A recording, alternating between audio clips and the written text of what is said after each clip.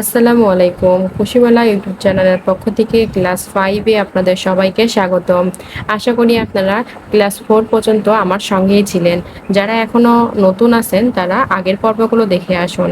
আমি ক্লাস 4 এ দেখিয়েছি কিভাবে ডাবল কুশি করতে হয়। আজকে আমি দেখাবো কিভাবে ডাবল কুশির উপর দিয়ে আবারও ডাবল কুশি করতে হয়, কিভাবে রাউন্ড বাড়াতে হয়। তার জন্য আমি এই লাইনটা আমি পুরো করে নিয়েছি। এখন আমি ডাবল কুশির উপর দিয়ে আবারও ডাবল কুশি করব। তার জন্য আমার আবারও 3টি চেন এক্সট্রা করতে হবে। 3টি চেন করলাম। এবার আমি এটাকে এভাবে ঘুরিয়ে দিব।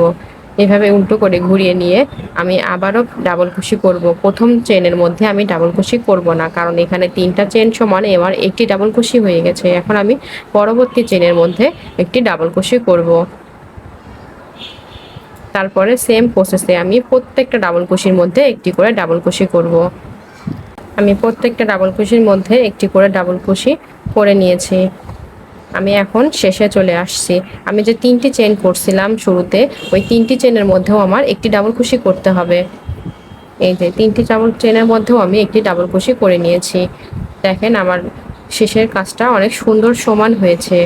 আমি আবারও 3টি চেন করে এটাকে আবারও ঘুরিয়ে আবার প্রত্যেকটা চেনের মধ্যে একটি করে ডাবল কুশি করে নিব। জিনিসই বানানো যায়, টেবিল ম্যাট, কোরআন শরীফ কভার, আপনারও যেটা ভালো লাগে এভাবে সেটা বানিয়ে নিতে পারবেন। আমি সবগুলো করে নিয়েছি। আবারও আমি 3টি যে চেন আছে এই 3টি চেনের মধ্যেও একটি ডাবল কুশি করে নিব। এই যে এবার সময় যেখানে কাজ শেষ হয়ে যাবে সেখানে অবশ্যই একটি চেন করে এটা কেটে ফেলতে হবে, না হলে পুরোটা খুলে যাবে। দেখেন আমার কাজগুলো কত সুন্দর হয়েছে, দুই সাইডটাই কি সুন্দর সমান হয়েছে। আজকের পর্ব আমি এখানেই শেষ করলাম। আল্লাহ হাফেজ।